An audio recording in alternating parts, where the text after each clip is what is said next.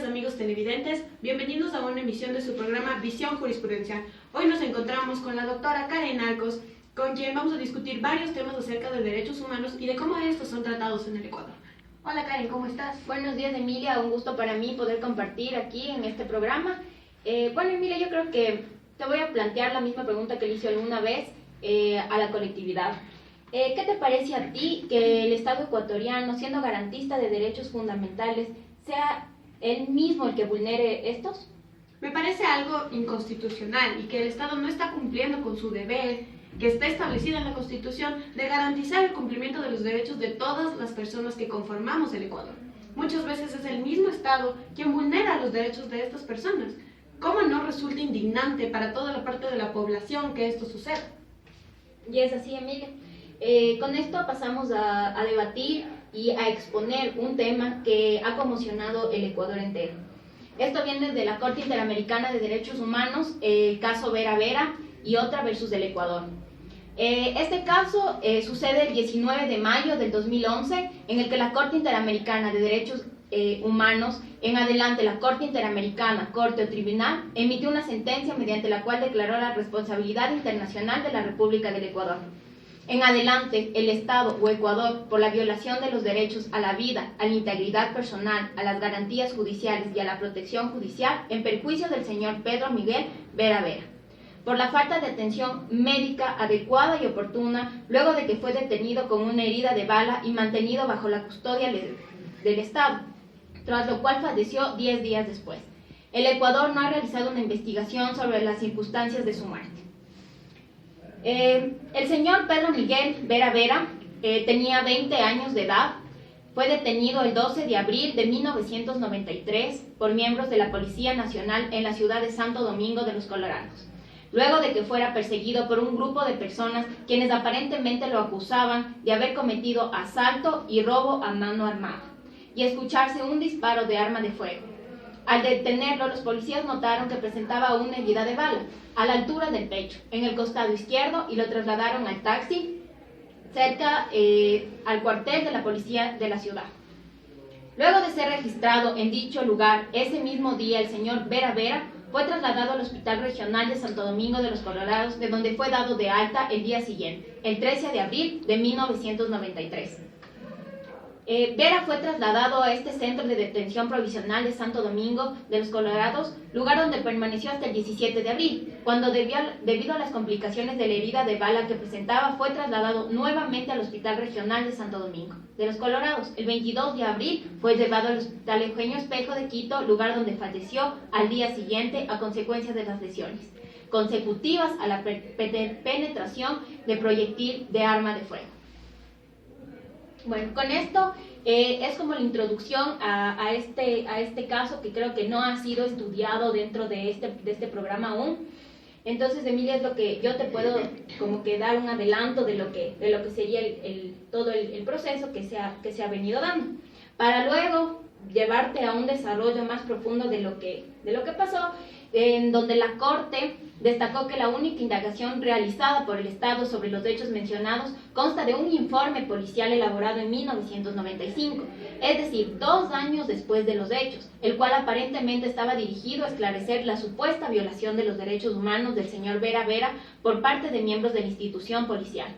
Sin embargo, este informe policial no cumple con los estándares establecidos por el Tribunal para el cabal cumplimiento de la obligación que se desprende de la Convención Americana de investigar, juzgar y, en su caso, sancionar a los responsables. En la sentencia, la Corte también señaló que, conforme al deber de custodia de la jurisprudencia del tribunal, se desprende que una vez que el señor Vera Vera fue detenido y agentes estatales se percataron de que éste se encontraba herido de bala, el Estado debió iniciar una investigación sobre tal situación. Este deber también implicaba que inmediatamente después de la muerte en custodia del señor Vera Vera correspondía al Estado brindar una explicación satisfactoria al respecto, ya que no se trataba de cualquier persona, sino de una que se encontraba bajo su resguardo. En tal sentido, el tribunal destacó que a través de diversas autoridades con diferentes competencias, además de métodos de médicos de hospitales públicos en todo momento, el Estado tuvo conocimiento de que el señor Pedro Miguel Vera Vera había recibido un disparo de bala antes de su detención, que se encontraba herido durante esta y como consecuencia había fallecido. En efecto, Karen, lo que dices tienes razón. Y lo más indignante, lo que consterna acerca de este caso, es que la acción fue impuesta directamente con la Corte Interamericana y la Corte regresó el recurso al Ecuador, dado que pedía que se haya agotado la vía judicial. Entonces, ¿cómo en este caso se habla de garantía de derechos humanos inmediata cuando se pretende realizar un proceso que dura tantos meses? Es aquí cuando sucedió el hecho de que se regresó a las Cortes del Ecuador y en la primera instancia los abogados del caso Vera Vera y otra interpusieron una acción ante el Tribunal Provincial dada la violación de derechos humanos que se habían realizado, misma que fue negada alegando incompetencia de este tribunal. Se acudió a la segunda instancia en la Corte Nacional, en donde se realizó también el pedido a que se atendiera a esta violación a los derechos humanos, misma que también fue negada. Es entonces cuando deciden volver a la Corte Interamericana y esta vez la resuelven, después de haber pasado por todos estos filtros.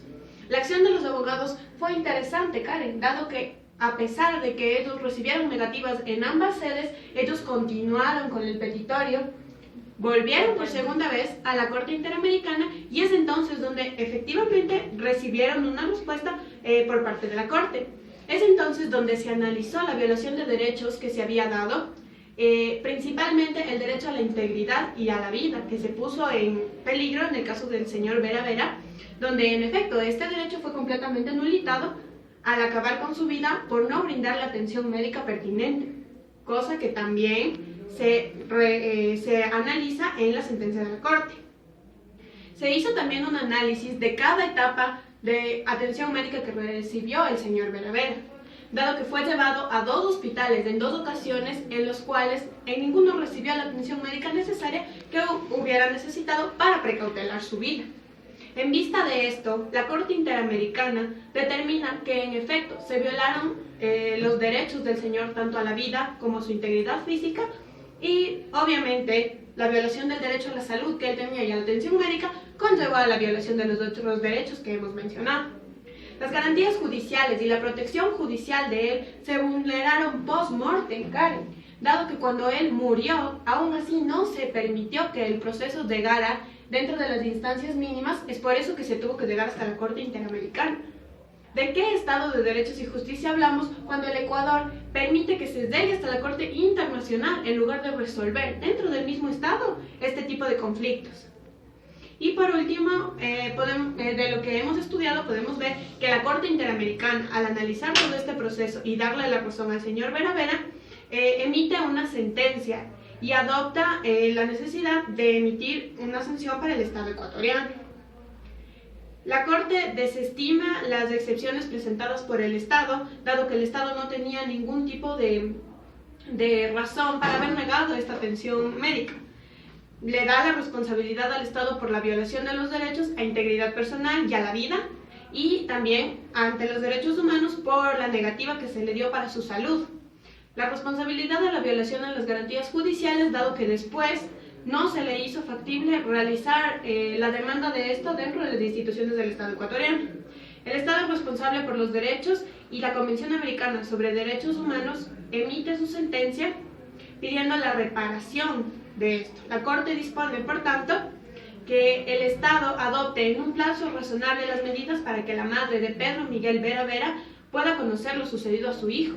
En principio, que ella tenga acceso a la información, a cómo fue que sucedió, que los entes de la policía y que el hospital que pertenece a una entidad pública del Estado ecuatoriano haya permitido que se acabe con la vida de su hijo. También se manda al Estado a realizar las publicaciones de esta sentencia para que sirva como un precedente jurisprudencial de la necesidad de valorar por encima de todos los derechos humanos. También manda a pagar un valor de $40,000 por concepto de daño material a la señora Francisca Mercedes Vera Vera, madre de la persona que falleció y fue vulnerada en sus derechos.